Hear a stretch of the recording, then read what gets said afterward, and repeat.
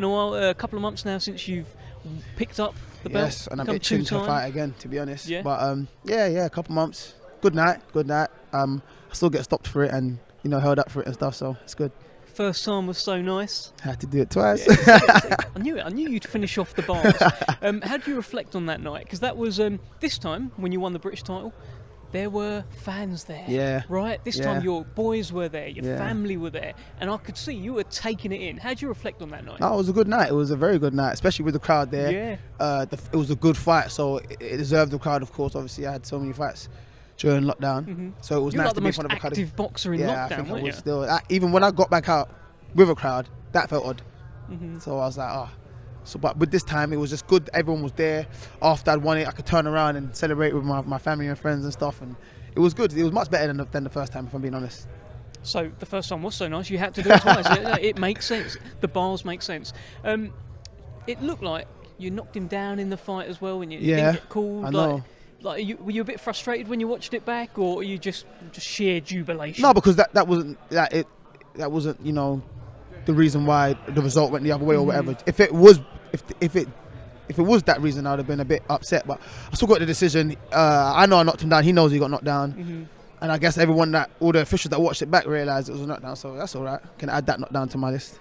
So what happens next with Denzel Bentley? Because I saw you at the office the other day. You had, Ellis Sorrow was there, new signing. Yes. And loads of Peacock boys, including some 7-foot giant. Who's that, by the way? Lucian.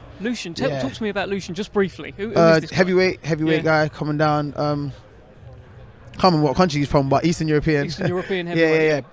Big guy, strong guy. I think he'd be exciting when he's out next. Yeah, I'd imagine Frank will probably sign him soon, so little teaser there.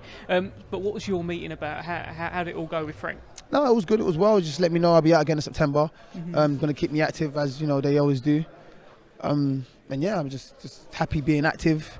Happy that I'm out in September again. So like, even though the September, it's not that far, to be honest. No. But just to know you got a date, it makes everything easier to do, especially in the gym, and I'm in the gym every day. So in the gym without a date, I just feel like I'm just in the gym without a date. Do you know what I mean? So now that I've got a date, I'm in the gym for a reason. If that makes sense. So you definitely need that then, because like sometimes fighters are just always in the gym, etc., etc., and sometimes fighters really need that date so they can focus their training. You're one of those sorts. Yeah, of I'm always in the gym anyway. Like Martin won't let us out of there, so I'm always in the gym anyway. But I just like I love knowing I've got a date. It's like it's something to work towards. You know what I mean? It just makes it easier to train and work out and to do what I need to do in the gym. Not that I don't do it anyway, but it just makes it easier because you're working towards something.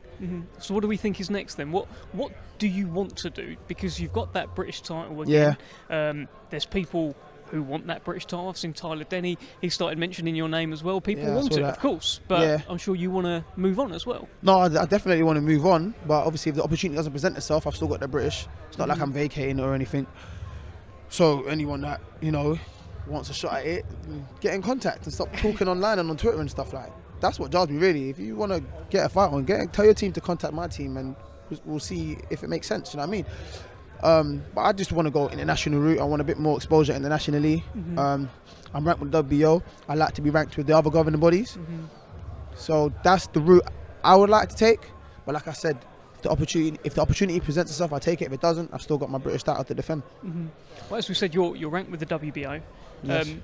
Bit of confusion as to what's happening with that belt, because Demetrius Andrade, he's the WBO World Middleweight Champion. Yeah. He was meant to go up super middleweight and fight Zach Parker. Yeah. But it doesn't feel like that fight's going to happen anytime soon. Janibek became the interim middleweight champion. Where do you fit into this picture, and are you just ready to go with anyone? I'd love that Janibek fight, and I think I've said that before. Dangerous fighter, but that's what makes it, that kind of more thrilling. That okay, switch on then. Let's see if we can do this.